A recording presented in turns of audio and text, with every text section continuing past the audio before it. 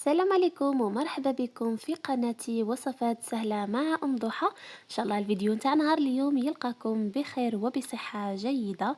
اليوم جبت لكم وصفة كرات الشوفلور بصلصة الطماطم والجبن، يعني اللي ولادها ما ياكلوش الشوفلور أكيد راح ياكلوا هاد الوصفة. نبداو على بركة الله. لهنا حطيت الشوفلور، قصيته وغسلته وحطيته يفور.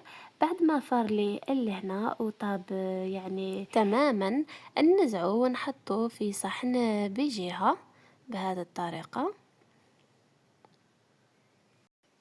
نمرسه جيدا بالفرشاة، يعني حتى نتحصلوا على قوام يعني بحال لابوري هكذا.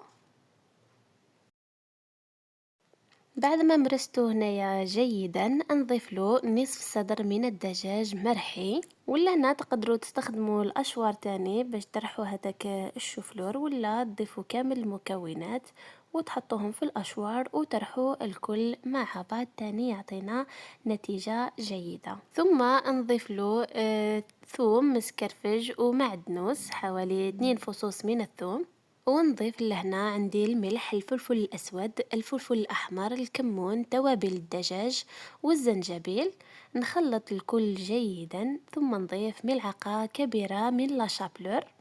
وللأمانة أنا لهنا استخدمت الأشوار، رحيت كل المكونات مع بعض هكذا تحصلت على هذه النتيجة. وهذا هو القوام اللي تحصلت عليه.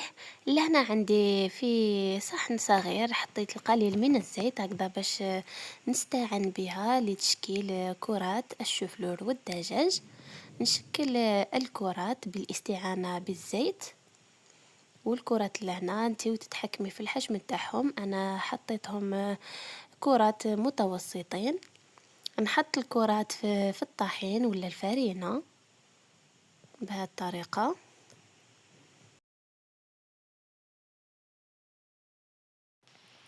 ثم نرمدو هذوك الكرات جيدا في الفرينة بهذه الطريقة ونحطوهم بجيه.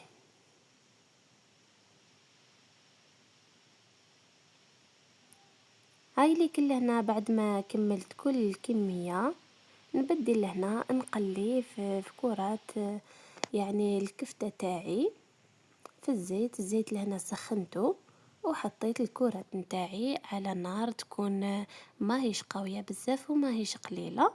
نبقى في كل مرة نحرك فيهم حتى يتحمروا لي كل الجوانب، ثم ننزعوهم ونحطوهم بيجيه.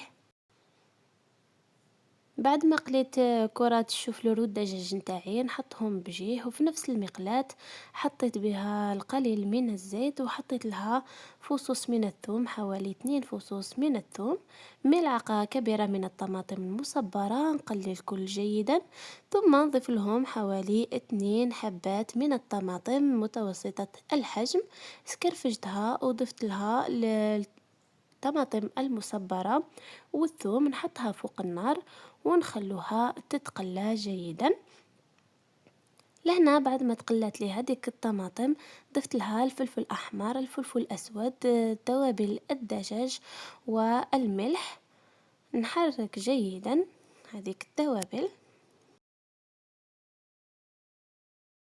ثم نمرق بكأس من الماء، نغلق عليها ونحطها حوالي 20 دقيقة فوق النار تكون هادية.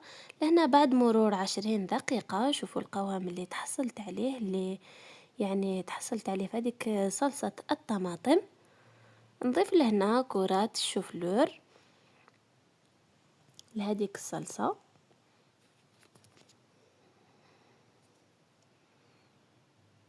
ونحاول كيفاش نغطيها بهذيك الطماطم، نحطها فوق النار حوالي 10 دقائق غير تتشرب لي هذيك المريقة. ننزعها من فوق النار. عندي لهنا جبن مبشور نحط على الوجه،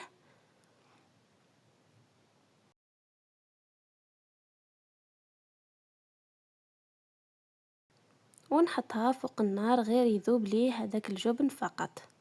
وهوليك الطبق نتاعي راهو واجد. بعد ما داب لي هذاك الجبن نزعت المقله نتاعي من فوق النار وكتزيين حطيت لها رشة من المعدنوس، والمعدنوس هنا كنت قطعته رقيق. وهاوليك الطبق نتاعي جاهز معايا. صدقوني هذا الطبق يجي بزاف بنين، وخاصة اللي ولادها يعني او الافراد العائلة تاعها ما ياكلوش الشوفلور، صدقوني ما راحيش يفيقوا كامل باللي راهم ياكلوا في الشوفلور. هذاك الدجاج يعني بنته تطغى. نسكب لكم لهنا في صحن التقديم هكذا باش تشوفوا قوام الكفتة تاعي كيفاش جات. صدقوني يجي بزاف بنين. وهذيك صلصة الطماطم مع الجبن زدتلو بنة على بنة. هذا الفيديو نتاعي تاع نهار اليوم، ان شاء الله يكون نال اعجابكم وجربوا الوصفة وتنجحوا فيها. اذا عجبكم الفيديو ما تنسونيش من تشجيعاتكم باللايك والاشتراك في القناة وتفعلوا زر الجرس هكذا باش يوصلكم كل جديد.